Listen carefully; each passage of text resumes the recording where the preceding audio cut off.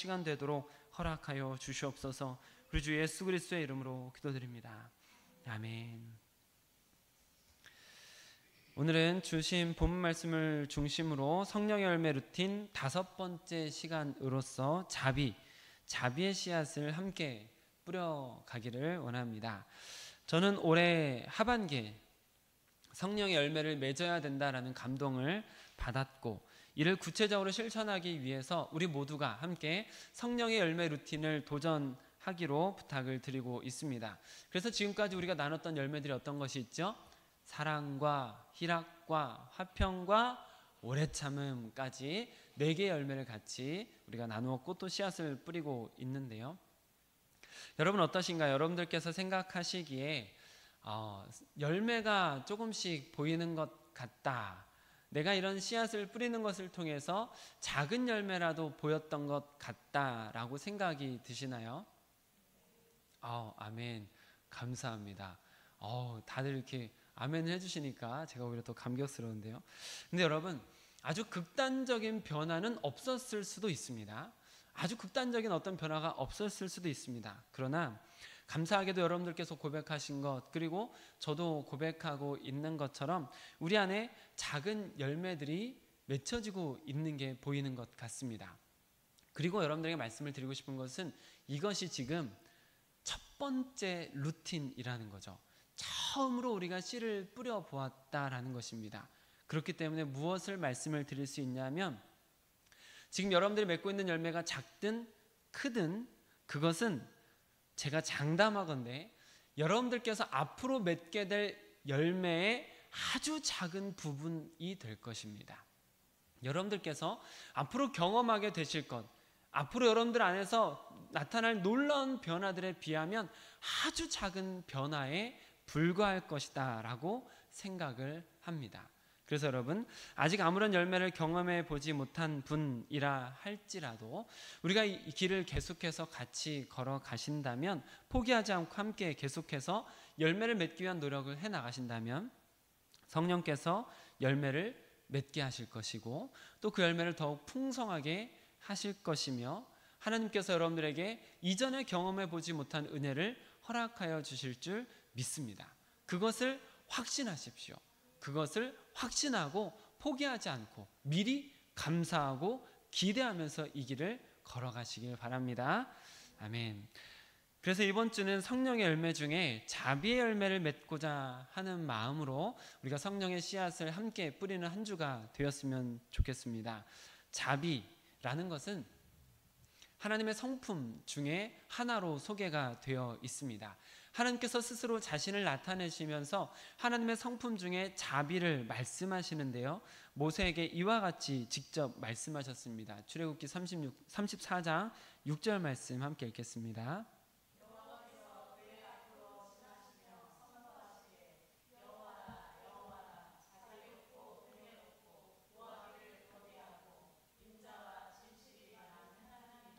아멘. 이처럼 하나님의 성품 중에 하나로 소개되는데 인자를 보셨을 것 같습니다. 이 말은 히브리어로는 헤세드라는 단어인데요, 이 헤세드라는 단어가 은혜, 은총, 자비, 인자, 친절, 호의 등으로 번역되고 있는 단어입니다. 이 헤세드가 우리가 계속해서 살펴보고 있는 갈라디아서 5장 22절의 성령의 열매로 오면은 헬라어 크레스토테스라는 단어로 바뀌어서 히브리어가 헬라어로 바뀌면서 이렇게 해석이 됩니다. 친절, 관대, 인자, 자비, 너그럼, 같은 뜻이죠. 그리고 이것이 신약 성경에 보면 이 크레스토테스와 더불어서 엘레오스, 즉 자비, 긍휼, 연민 등의 같은 의미를 가지고 있는 엘레오스라는 단어와 함께 신약 성경에는 하나님의 자비하심이나 또한 성도들이 따라가야 될 그 자비에 대한 표현을 하는 것을 볼 수가 있습니다. 그리고 이 단어들의 공통점을 한번 찾아보니까요, 이 단어들의 공통점이 매우 분명했습니다. 어떤 공통점이 있냐면 고통에서 우러나오는 깊은 정서적 관심에 더불어서 적극적인 도움까지, 이것이 아주 공통적인 의미를 가지고 있다라는 것을 찾을 수가 있었습니다. 그래서 이 자비, 긍휼을 여러분들에게 간단히 먼저 적용할 수 있는 방법을 생각해 보자면, 우리 몸에서 나온, 내 몸에서 나온 아이, 그 아이가 어려울 때의 상황, 그 아이가 아프거나 연약하거나 병들어 있는 그런 상태일 때 나에게 드는 마음, 그 마음과 더불어 적극적으로 도와주는 어떤 행동까지, 이것이 긍휼, 자비라고 말할 수가 있는 것이죠. 이와 같은 의미를 담은 단어가 우리 한글 성경에서는 자비, 인자, 긍휼, 연민 등으로 번역되어 있기 때문에 오늘 말씀 중에 자비라는 단어 이외에도 성경 구절에서 긍휼이나 인자 등으로 번역된 부분들을 유심히 보시면서 말씀에 임하시면 좋을 것 같습니다. 그리고 오늘 본문의 처음도 긍휼로 시작되고 있다라는 것을 보실 수가 있는데요. 우리 4절 말씀 함께 읽겠습니다.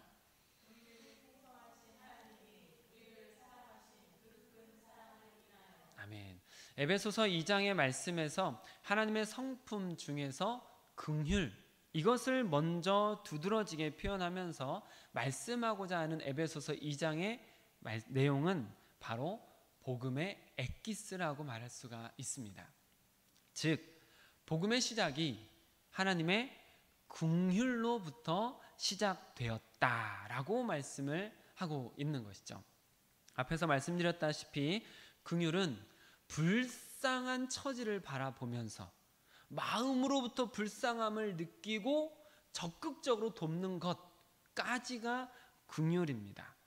그러니까 하나님께서 인간을 불쌍히 여기는 마음으로 그 인간들을 완전히 구해내기 위한 구속사역을 시작하셨다라는 것이 4절 말씀이죠. 이뿐만 아니라 이어지는 구원의 과정도 하나님께서 적극적으로 만드신 길이라는 것을 증언하는 것이 오늘 본문의 내용이 되겠습니다. 5절 함께 읽겠습니다.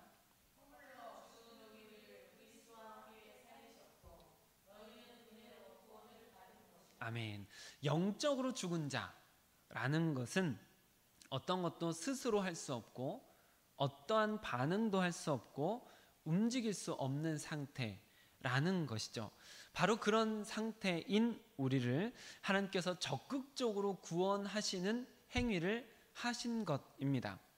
그렇기 때문에 이것은 은혜라고 할 수 있는 거죠.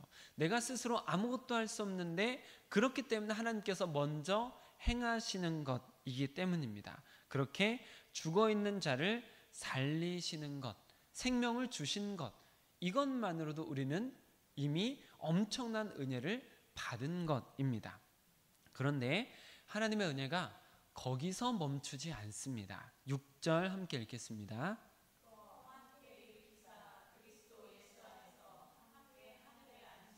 아멘. 예수 안에서 하늘에 앉히신다는 것은 하나님의 나라에 들어가게 되는 것뿐만 아니라 예수님의 통치에 동참하는 자리에 서게 되는 것이죠.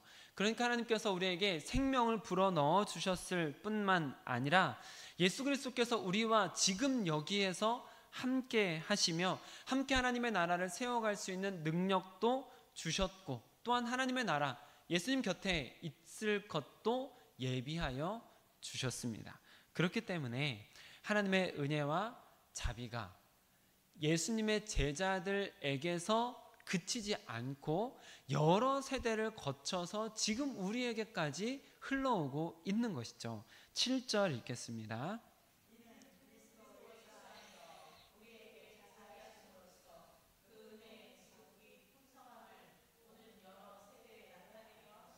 아멘. 이 오는 여러 세대에 우리가 포함이 되고 있습니다. 이처럼 하나님께서는 지금 우리도 역시 그리스도 예수님의 제자로서 예수님의 뒤를 따라갈 수 있게 하시고 성령의 능력을 주셔서 예수님의 사역을 이어갈 수 있게 하시고 하나님의 나라를 세워가며 또한 하나님의 나라를 지금 우리가 누릴 수 있도록 허락해 주신 것이죠. 그러니 이 모든 구원의 과정, 그리고 하나님께서 허락하신 이 엄청난 영광들, 하나님께서 친히 직접 길을 만드시고 그 길에 함께해 주시는 이 놀라운 영광이 하나님의 긍휼로부터 시작된 놀라운 은혜의 결과다라고 볼 수가 있는 것입니다. 전적인 하나님의 은혜로서 시작된 것이고 전적인 하나님의 긍휼로 가능해진 것이죠. 그래서 8절과 9절은 구원이 이처럼 하나님의 자비하심, 긍휼에 의해서 우리에게 주어진 선물이다 라고 말씀을 하고 있습니다. 8절 9절 함께 읽겠습니다.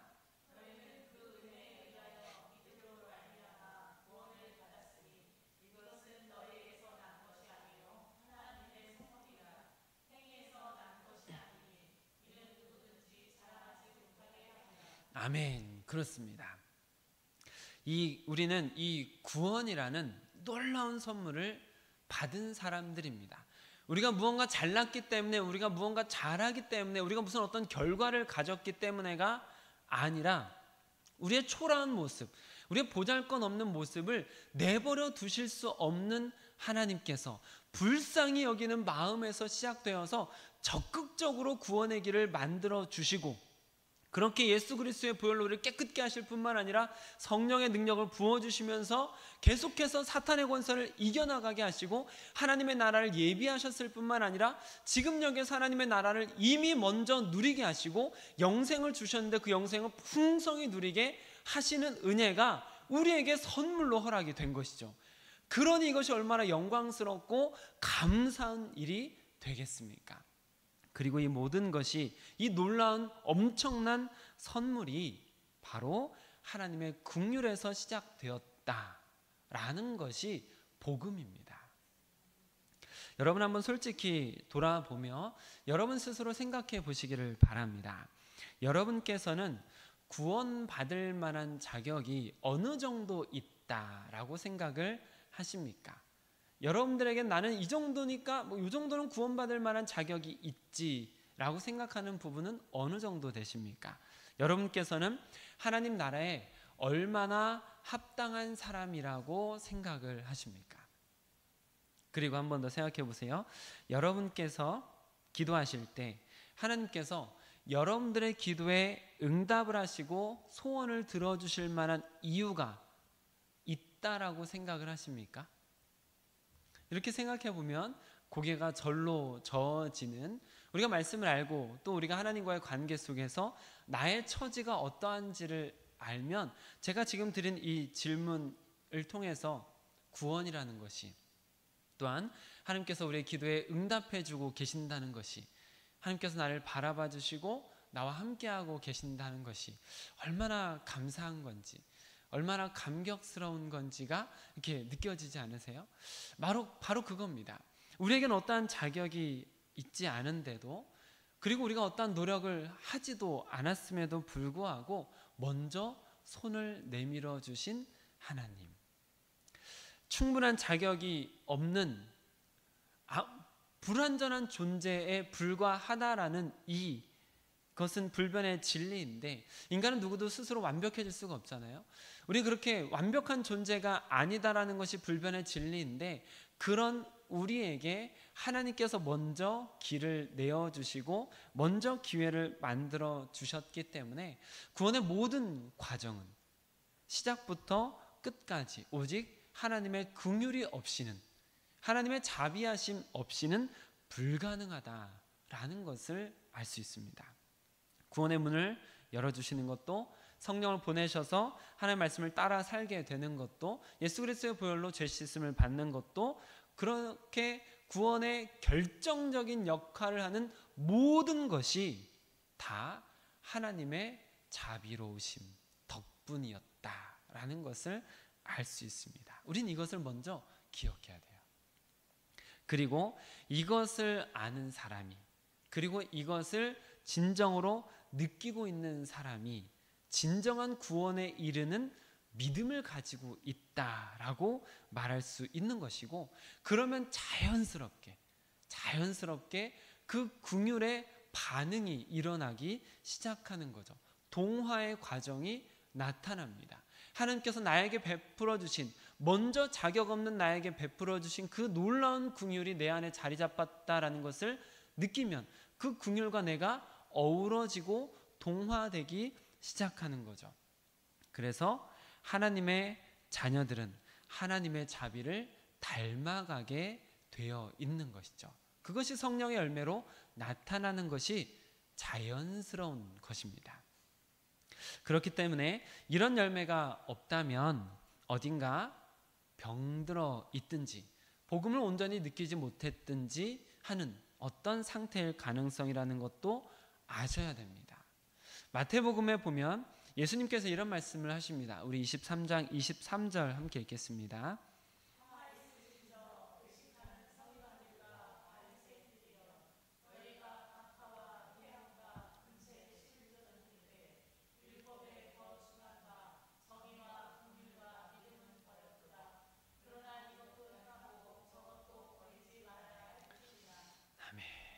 이것은 예수님께서 서기관들과 바리새인들에게 하신 말씀입니다. 분명히 서기관과 바리새인들은 박하와 회향과 근체 11조까지, 그러니까 아주 작은 것에 11조까지 구별해서 드렸던 엄청난 종교적 열심이 있었던 사람들입니다. 그런데 그런 종교적 열심이 있었던 사람들인데 예수님께서 말씀하시길 너희들에게 찾을 수 없는 것이 있다 라고 하면서 말씀하신 게 정의와 긍휼과 믿음은 찾을 수 없다 라는 말씀을 하고 계시는 거죠. 여러 가지가 있지만 그 중에 우리가 오늘 긍휼에 대한 말씀을 나누고 있으니까 긍휼을 버렸다라는 것을 우리는 봐야 됩니다. 분명히 그들이 엄청난 종교적인 열심을 가지고 또 자기 나름대로 자부심을 가지고 목에 힘을 주고 11조도 드리면서 나름 멋진 것처럼 보이는 신앙생활을 하고 있는데 지금 예수님이 아무리 찾아도 내가 너에게서 긍휼을 찾을 수가 없구나. 너희가 긍휼을 버렸다라고 지금 말씀하고 계신다라는 것이죠. 하나님의 말씀을 열심히 잘 지킨다라고 자부하는 사람들에게서 하나님께서 먼저 찾으시는 것은 하나님을 닮은 긍휼이 있는가? 이것을 찾고 계시는구나 라는 것을 볼 수가 있다는 것이죠. 이와 비슷한 말씀이 또 있습니다. 예수님께서 세리 마태의 집에 들어가셔서 그들과 함께 식사를 할 때 바리새인들은 그것을 아주 비꼬아서 말합니다. 어떻게 세리와 죄인들과 함께 식사를 하는가? 그때 예수님께서 이와 비슷한 말씀을 하시는데요. 우리 마태복음 9장 13절 함께 읽겠습니다.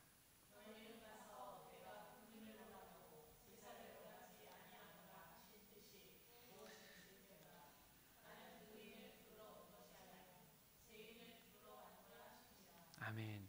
여러분 이 말씀은 굉장히 강한 표현이라고 할 수 있습니다. 왜냐하면 바리새인들은 율법을 배울 만큼 배운 사람들이고 심지어 가르치는 사람들입니다. 율법의 대부분을 암송하고 이미 많이 배웠고 그래서 지금 가르치고 있는 사람들인데 예수님은 가서 더 배워라. 가서 더 배우고 와라. 이런 말씀을 하시는 거니까 굉장히 강한 표현이죠. 바리새인들은 나름 성전이 전부라고 생각하고 제사가 절대적이라고 생각하는 사람들이었습니다. 그리고 그것이 율법에서 굉장히 강조하고 있는 부분이기도 합니다. 그래서 나름대로 자신들은 자부심을 가지고 있었던 것이죠. 그런데 예수님께서 그들에게 제사보다도 긍휼이 중요하다. 레위기에는 아예 제사 말씀만 가득 담길 정도로 제사가 아주 중요하게 여겨지고 있었는데 그 제사보다도 긍휼이 더 중요하다. 그러니 가서 제대로 배우고 와라. 다시 배우고 와라. 더 배우고 와야 된다라고 말씀을 하고 계시는 거죠. 그렇습니다. 하나님의 백성들은 하나님의 자비하심을 알고 또 닮아가야 한다라는 것이죠. 왜냐하면 하나님의 구원이 바로 그 긍휼에서 시작이 되었기 때문입니다. 즉 구원을 받은 사람들은 그 긍휼을 잊어서도 안 되고 그 긍휼을 닮아가고 있는 사람들이어야 한다라는 것이죠. 앞서 제가 말씀을 드리면서 구원은 처음부터 모든 과정이 하나님의 긍휼로부터 시작되었다. 하나님의 긍휼로서 가능해졌다라고 말씀을 드렸는데요. 그런데 하나님께서 다 하시니까 나는 아무것도 안 해도 된다. 하나님께서 긍휼히 여기시고 모든 것을 다 준비하시고 모든 것을 인도하시니까 나는 아무것도 안 해도 된다 라고 만약 생각하시게 된다면 하나님의 긍휼을 온전히 다 알았다라고 말하기는 조금 어려움이 있을 것 같습니다. 단지 문자적이고 기계적인 바리새인 같은 믿음일 가능성이 있다는 것이죠. 말씀은 아는데 긍휼은 따라가지 못하고 있는 바리새인과 같은 모습일 가능성이 매우 크다라는 것입니다. 하나님의 구원에 담긴 긍휼을 제대로 알고 느끼는 하나님의 자녀라면 말씀드렸던 것처럼 그 긍휼이 내 안에 들어오는 것이 느껴졌기 때문에 그 긍휼이 내 안에서 섞여지는 것이 당연한 것이고, 그 섞여지는 과정에서 동화의 과정, 하나님의 긍휼을 담는 동화의 과정으로 걸어가는 것이 지극히 정상입니다. 그래서 예수님께서도 하나님의 말씀을 따른다라고 말하는 그들에게, 하나님의 자녀이고 하나님의 선택받은 백성이라고 말하는 그들에게, 그런데 너희에게는 긍휼이 없다, 아무리 찾아도 긍휼이 보이지 않는다, 그러니 다시 배우고 와라, 가서 더 배우고 와라, 제대로 배우고 와라 라고 말씀을 하시는 것이죠. 그리고 오늘 본문 말씀도 그래서 복음의 과정을 통해서 구원을 받은 자들이라면 아무것도 안 하는 게 아니라 선한 일을 행하는 삶으로 자연스럽게 이어져야 된다라고 오늘 본문 10절에서도 말씀하고 있습니다. 우리 10절 함께 읽겠습니다.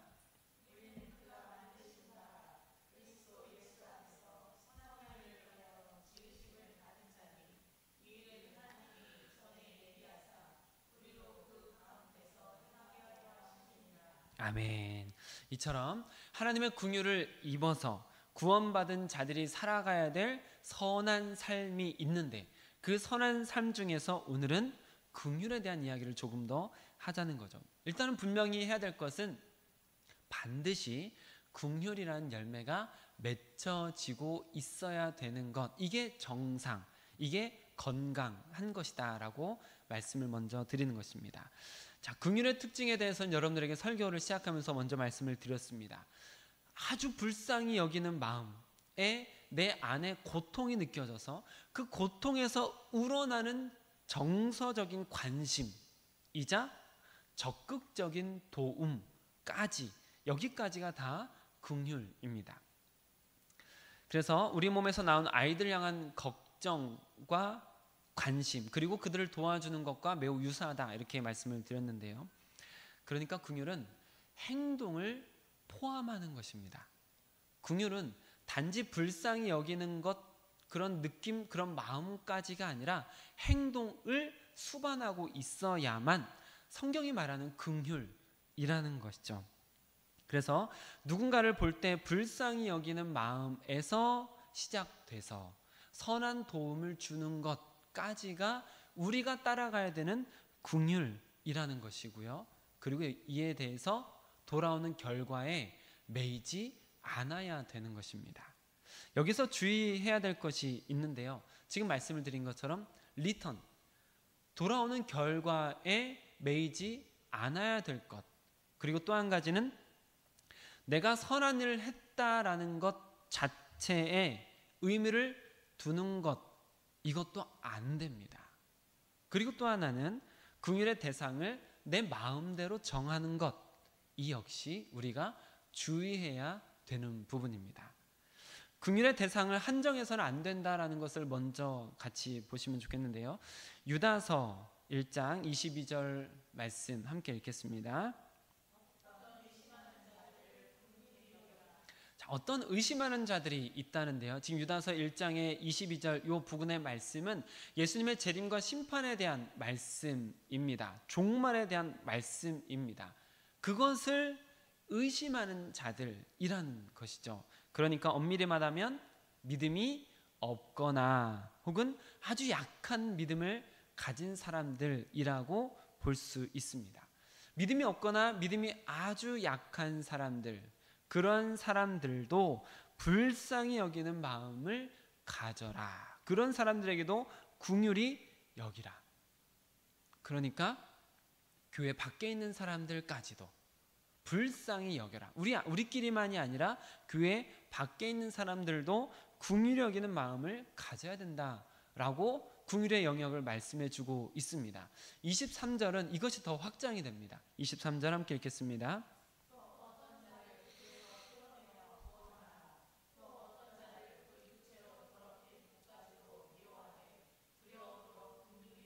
아멘.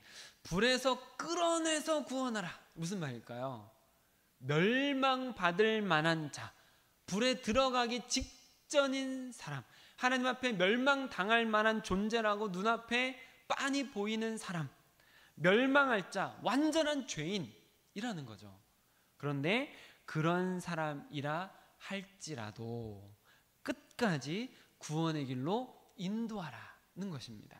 물론 그 사람이 지은 죄, 그 죄와 관련된 일이라면 모든 것을 미워하는 마음을 가져야 됩니다. 옷까지도, 심지어 그 옷까지도 미워하는 마음을 가져야 되겠지만, 그럼에도 불구하고 반드시 잃어버려서는 안 되는 것이 있는데, 그것이 바로 그 사람들도 긍휼히 여기는 마음, 그 사람의 옷까지 미워하고 그 사람이 완전히 불에 던져질 것이 눈에 빤히 보이는 사람이지만 그럼에도 불구하고 구원할 수 있도록 우리가 구원의 길을 계속해서 열어주는 것뿐만 아니라 그들을 향한 긍휼의 마음만큼은 잃어버려서는 안 된다라고 말씀을 하고 있는 것이죠. 그러니까 의심하는 교회 밖에 있는 사람, 그리고 불에 던져질 만한 행악자에게까지도 우리는 끝까지 긍휼을 베풀어야 된다라는 것입니다. 그러니까 내 마음대로 긍휼을 베풀 사람과 저 사람은 긍휼을 안 베풀어도 돼라고 판단해서는 안 된다라는 것이죠. 내가 이 사람 저 사람을 구분한다면 그것은 온전한 긍휼은 아니다라고 말할 수가 있습니다. 그리고 긍휼을 베푸는 데 있어서 주의해야 되는 또 한 가지는 리턴, 즉 돌아오는 결과에 집착하면 안 된다라고 말씀을 드렸습니다. 이것은 더 많은 설명을 하지 않더라도 여러분들께서 충분히 공감하시고 이해하실 수 있겠다라고 생각을 합니다. 만약 우리가 리턴, 돌아오는 결과에 집착을 하게 된다면 내가 주었으니까 돌아와야지 라고 그것을 자꾸 생각하게 된다면 온전히 베푸는 행위가 아니라 거래 혹은 투자하는 게 되겠죠. 긍휼은 베푸는 마음에서 시작이 되는 것이기 때문에 돌아오는 결과에 집착하는 것은 분명히 온전한 긍휼은 아니다라고 말할 수가 있을 것 같습니다. 지금 말씀드린 여기까지는 우리가 긍휼을 베푸는 데 있어서 주의해야 될, 여기까지는 아마 쉽게 이해를 하시고 공감하실 수 있겠다라고 생각이 되는데요. 긍휼을 베푸는 데 있어서 주의해야 될 점을 말씀드린 것 중에 조금 납득이 안 되거나 어렵게 느껴지실 수 있는 부분이 있습니다. 바로 그것은 내가 선한 일을 했다라는 것 자체에 의미를 두는 것, 이것도 주의해야 된다라고 말씀을 드렸습니다. 내가 선한 일을 한 것 자체에 의미를 두는 것, 이것이 얼핏 보면 분명히 좋은 것이거든요. 내가 선한 일을 했으니, 내가 베풀어 주었으니, 내가 나누어 주었으니까, 저 사람은 받아들이지 않더라도 나는 했으니까 라고 생각하는 것, 이것이 분명히 좋은 모습의 일부이기는 하지만 긍휼의 온전한 모습은 아닙니다. 이것을 조금 설명을 드리려고 하는데요.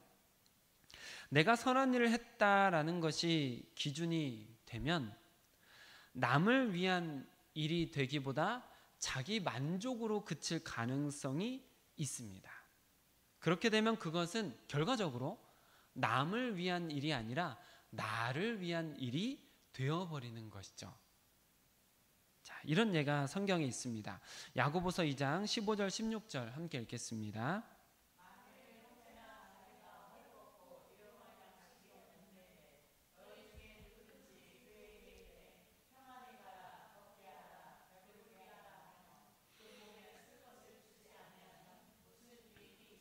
아멘. 여러분 이 말씀에 여러분께서도 동의하시죠? 아멘이시죠? 아멘. 그렇습니다. 근데 여러분 이 사람이 어떻게 했답니까? 선한 말을 했습니다. 그러나 실질적인 도움은 주지 않았습니다. 분명히 추위에 떨고 있는 사람에게 아유 좀 따뜻하게 입어 라는 아유 좀 따뜻한 거 입으세요 라고 하는 좋은 말을, 선한 말을 했습니다. 그런데 내 옷을 벗어주진 않고 도와주지는 않았습니다. 그랬더니 어떻게 된답니까? 무슨 유익이 있으리요? 아무 유익이 없을 것이다 라는 것이죠. 그런데 이것을 생각해 보면 말을 한 사람의 입장을 생각해 보십시오. 말을 한 사람은 이 말을 함으로써 나는 선한 말을 했어, 나는 좋은 말을 했어, 나는 그 사람을 걱정하는 말을 했어 라고 스스로 만족할 수는 있습니다.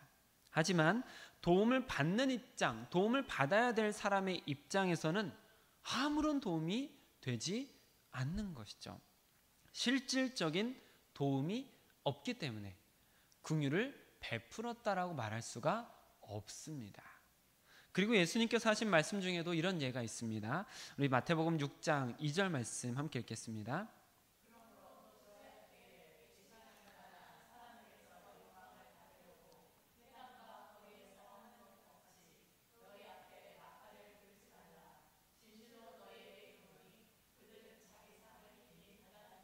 아멘.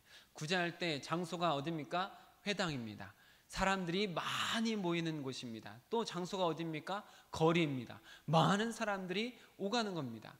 그래서 다른 본문에는 시장이라고도 말합니다. 시장에 많은 사람들이 왁자지껄 모여드는 곳입니다. 그곳에서 어떻게 구제를 합니까? 나팔을 뿌 불면서 그 나팔 소리 때문에 사람들이 이목이 집중되게 하는 것이죠. 또 다른 본문에서는 꽹과리 같은 징 같은 것들을 막 치면서 다 쳐다보게 만듭니다. 왜 이렇게 할까요? 가능하면 많은 사람들이 보라고요. 뭘 보라고요? 내가 이 사람 도와주는 것을 보라는 것이죠. 여기 내가 이 사람을 지금 구제하고 도와주는데 여기 좀 보시오 라고 하면서 사람들의 이목을 쫙 끌어서 도와주는 것입니다. 자, 내가 이렇게 베푸는 것 보십시오 라고 할 정도로 자랑스러워하는 것이죠. 그렇기 때문에 스스로 만족스러울까요? 굉장히 만족스러웠을 것입니다. 내가 누군가를 도와줄 수 있는 사람이라는 것, 또 많은 사람들이 나를 보면서 칭찬하고 박수 쳐주고 나도 나름대로 나는 너무 좋고 그렇게 기분 좋게 나는 좋은 일을 했다라고 생각할 수 있습니다. 그렇게 이 사람은 나는 선한 일을 했어, 나는 구제를 했어, 나는 남을 도와주었어 라고 스스로 만족했을 것입니다. 그런데 예수님께서 하신 말씀 무엇이었습니까? 그들은 자기 상을 이미 받았느니라. 무슨 말일까요? 상 다 받았으니 하나님께서 주실 상은 없다라고 말씀을 하시는 것이죠. 그러니까 내가 무언가를 했어, 내가 선한 말을 했어, 내가 구제를 했어 라는 내가 했다 라는 것이 기준이 된다면 자기 만족이라는 기준이 되어서 진정한 이타심은 안 될 수 있다라는 것이죠. 그러니까 진정한 긍휼을 베푼다라는 것은 상대를 향한 정중한 배려와 함께 실질적인 도움을 주어야 하는 것입니다. 그래서 도움을 받는 분이 불편함이나 불쾌함을 느끼지 않고 저 사람이 나를 정말 따뜻한 마음으로 도와주고 있구나 라고 느낄 수 있어야 되는 것입니다. 물론 이것이 말처럼 쉬운 것은 아니지만 우리가 닮아가야 되는 온전한 긍휼의 모습이 그렇다라는 것이죠. 제가 요즘 저 스스로도 성령의 열매를 맺기 위해서 계속해서 제 자신에게 되뇌이는 말 중에 이런 말이 있습니다. 다른 사람을 잘 되게 하는 사람이 잘 된다.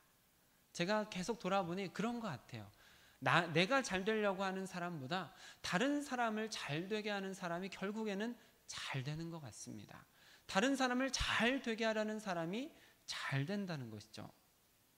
다시 말해서 기계적이거나 형식적이거나 외식하지 않고 혹은 어떤 이용하려는 의도 없이 심지어 결과에도 집착하지 않고 다른 사람을 위해서 무언가를 하는 것, 그냥 그 사람이 잘 됐으면 하는 마음에 그 사람을 먼저 생각하는 것, 이것이 긍휼에 가깝다라고 말씀을 드릴 수 있을 것 같습니다. 우리가 성령의 열매 중에 이 긍휼의 열매를 맺고 그래서 이 긍휼을 베풀어 간다면 예수님께서 우리에게 이와 같은 복도 약속하시는데요. 우리 마태복음 5장 7절 함께 읽겠습니다.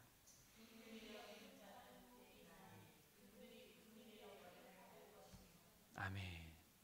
하나님의 긍휼을 받는 사람이 된다. 즉 하나님께서 불쌍히 여겨주시고 실질적인 도움을 주는 긍휼. 하나님, 우리가 긍휼을 베푼다면 하나님이 여러분을 보면서 여러분들을 더 불쌍히 여기고 실질적인 도움을 주는 긍휼을 주시겠다라고 말씀을 하는 것이죠. 오늘 말씀을 정리하면 구원의 시작부터 구원의 전 과정이 하나님의 긍휼로부터 시작됐고 그 자비하심 속에서 이루어지고 있다는 것을 알 수가 있습니다. 그리고 이 긍휼을 알고 이 긍휼을 느끼고 있는 사람이라면 그 긍휼에 동화가 되면서 성령의 열매로서 긍휼을 닮아가는 것이 자연스럽고 하나님께서 원하시는 일이다라는 것이죠. 그래서 예수님께서 그 말씀을 잘 지킨다는 바리새인들에게 나는 너희에게서 긍휼을 찾을 수가 없어 라고 하셨던 것이죠. 그래서 우리도 이 긍휼의 열매가 있어야 하는데 긍휼은 불쌍히 여기는 마음으로 상대방에게 실질적인 도움을 주는 것이고 그래서 주의해야 될 것 세 가지를 말씀을 드렸습니다. 처음에는 리턴, 돌아오는 결과에 집착하지 않을 것, 그리고 긍휼의 대상을 내 마음대로 정하지 않는 것, 그리고 내가 선한 일을 했다라는 것, 그것 자체에 의미를 두어서는 안 된다는 것, 이것을 주의해야 된다라고 말씀을 드렸습니다. 그래서 우리는 어떤 대가를 생각하지 않으며 내가 도왔다라는 기준이 아니라 정말 상대방을 먼저 생각해서 그분에게 도움이 되고자 하는 마음으로 섬기는 것이어야 온전한 긍휼에 가깝다라고 말씀을 나누었습니다. 이제 여러분들과 실천사항에 대해서 좀 이야기를 나누려고 합니다. 이번 주 실천사항은 감사하게도 저의 딸의 도움을 좀 받게 되었습니다. 저희는 이제 보통 저희 온 가족이 한 방에서 같이 자거든요. 다 같이 이제 잠자리에 누워서 지지난 주에는 그 다 같이 누워가지고 서로 하나님의 은혜와 뭐였죠? 갑자기 생각이 나요.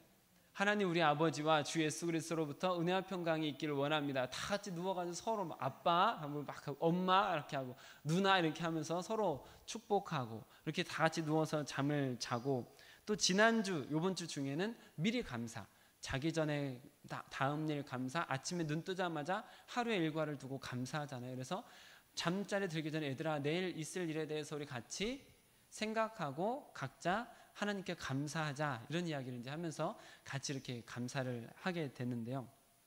그게 너무 좋아서 이렇게 계속 하는데 이제 아이 중에 이제 사랑과 희락과 화평과 오래 참음감사 이걸 다 외우는 아이들이 생기고 성경말에서 시켰나 봐요. 애들이 다 외우고 있더라고요. 그래서 그것을 하면서 아빠 다음 주 자비는 어떤 것을 실천사항으로 할 겁니까? 이렇게 물어보는 거예요. 그래서 아빠가 지금 일주일 동안 계속 고민하고 있다. 이렇게 혹시 너희도 좋은 의견 있으면 아빠에게 좀 알려주렴 이렇게 이야기를 했더니 아이들이 이렇게 좀 고민을 같이 하다가 저희 딸이 제안한 것이 좋겠다라는 생각이 들어가지고 여러분들과 함께 공유하고 함께 도전을 하기를 제안을 드립니다. 자비는 남을 불쌍히 여기는 마음에서 시작돼서 실질적인 도움을 주는 것이잖아요. 그러니까 불쌍한 사람을 도와주기, 다른 사람을 행복하게 만들어주기입니다. 이것을 조금 더 구체적으로 생각해 보자면 가깝게는 가족 혹은 이웃을 보면서 상대방을 먼저 생각해서 그 사람이 행복할 만한 일을 하는 것입니다. 어떠한 대가도 바라지 않고 자랑하면 될까요? 자랑도 하지 않고 왼손이 하는 것을 오른손이 모르게 티내지 않고 그 사람이 행복해할 만한 일을 하는 것이죠. 그리고 조금 멀리는 동네에서 만날 수 있는 어려운 분들을 돕는 것. 전에 우리 권사님께서 길을 가시다가 종이를 주우며 다니는 분을 보시고 안쓰럽게 느껴지셔서 식사라도 하실 수 있도록 도와주셨다라는 미담을 나눠주신 적이 있는데요. 이와 같이 조금 어려워 보이는 분을 우리가 실질적으로 따뜻하게 생색내면 안 되고요. 그냥 식사라도 한번 하세요라고 도와줄 수 있는 것, 그 정도는 우리가 할 수 있지 않을까 생각이 됩니다. 그리고 조금 더 멀리 바라보면 어려운 사람에게 기부하는 것. 요즘에는 기부할 수 있는 통로가 굉장히 많습니다. 광고도 많이 나오는 것으로 알고 있는데요. 그래서 우리가 전혀 모르는 사람도 도울 수가 있습니다. 컴패션, 유니세프, 월드미션, 굿네이버스, 그리고 세이브 더 칠드런, 뭐 그런 여러 단체들을 통해서 도와줄 수 있는데 일회성, 한 번이라도 도와줄 수가 있거든요. 뭐 1년, 10년 이런 게 아니라 한 번만 도와주는 것도 가능합니다. 그러니까 이번 주 동안에 여러분께서 한 번만이라도 그 연약한 사람들을 섬기고 있는 단체에 기부를 해보시는 것을 권면을 드립니다. 자, 이 세 가지 중 어떤 것이라도 좋으니까 가족에게, 아는 이웃에게, 혹은 전혀 모르는 연약한 분들에게, 그리고 멀리 있는 다른 사람들을 단체를 통해서 기부하는 것을 통해서 도와주는 것, 어떤 것이라도 좋으니까 결과에 집착하지 마시고 돌아올 것을 생각하지 마시고 왼손이 하는 것을 오른손이 모르게, 내가 기준이 되지 않으며 상대방이 행복할 수 있는 일을 실질적으로 도와주는 겁니다. 상대방이 행복할 수 있는 일을 실질적으로 도와주는 것.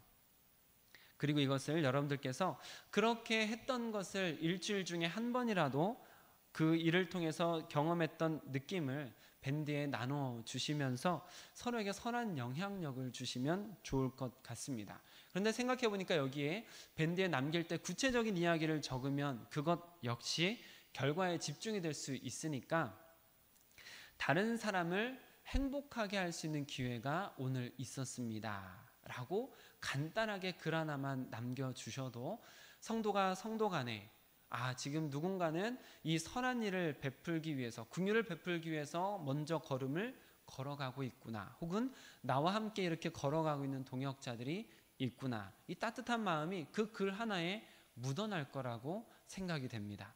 다른 사람을 행복하게 할 수 있는 기회가 있었습니다. 이렇게 짧게 남겨주는 것만으로도 서로에게 좋은 영향이 될 것 같다라고 생각이 됩니다. 그렇게 하나님께서 먼저 베풀어 주신 긍휼을 여러분께서, 우리 모두가 먼저 기억하고 다른 사람을 행복하게 만들어 주는 것, 이것을 통해서 나도 하나님의 긍휼과 동화되고 하나님의 그 자비하심을 함께 느끼고 또 그 열매를 맺어가며, 그래서 하나님께서 여러분들에게도 동일한 긍휼을 베풀어 주시는, 하나님의 긍휼을 더욱 입는 여러분들이 되시기를 우리 주 예수 그리스도의 이름으로 축복합니다. 아멘. 우리 보소서 주님 함께 찬양하겠습니다.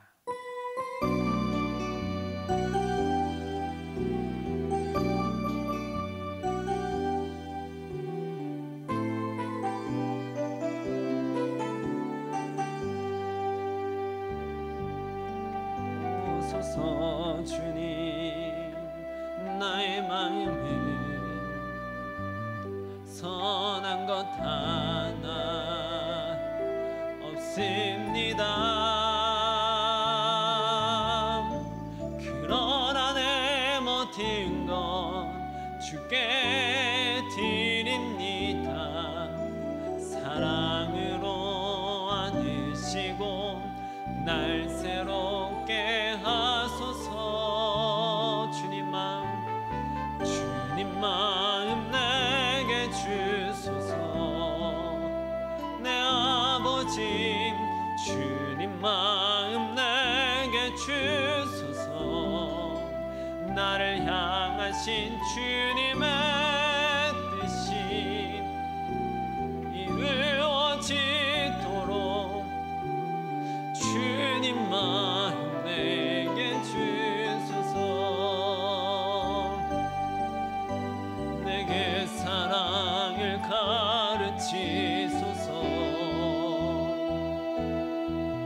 당신의 마음으로 용서하게 하소서.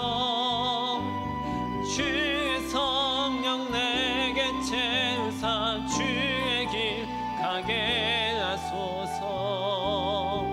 주님 당신 마음 주소서. 주의 성령 내게 채우사 주의 길 가게 하소서. 주님 당신 마음 주소서. 주님 마음 내게 주소서. 내 아버지 주님 마음 내게 주소서. 나를 향하신 주님의 뜻이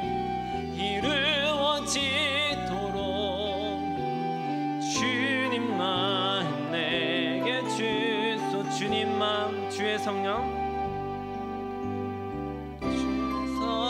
내게 채우사 주의 길 가게 하소서.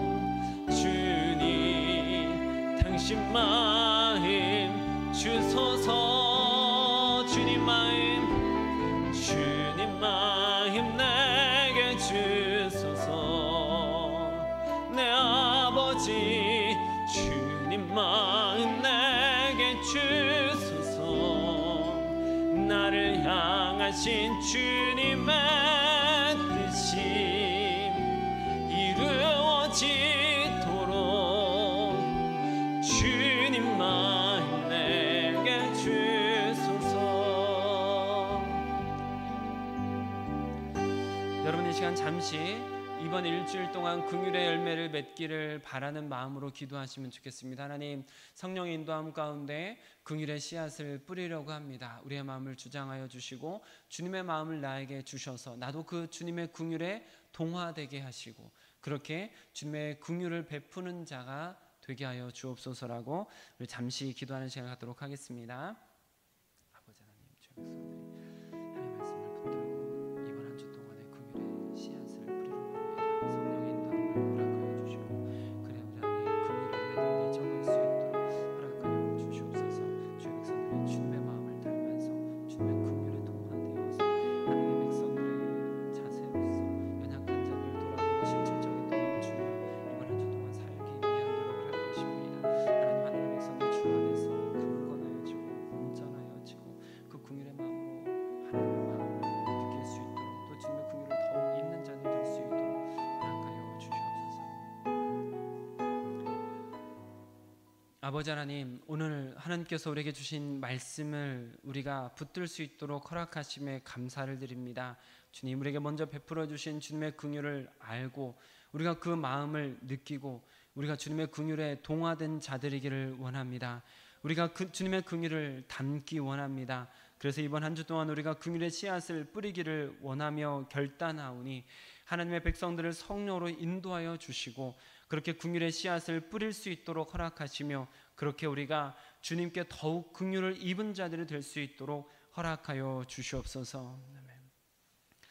지금은 우리 주 예수 그리스도의 은혜와 하나님의 사랑하심과 성령의 교통하심이 긍휼의 씨앗을 뿌리며 한 주를 살아가기를 다짐하는 주의 백성들 위에 영원한 긍휼로 함께하여 주시기를 간절히 축원하옵나이다. 아멘.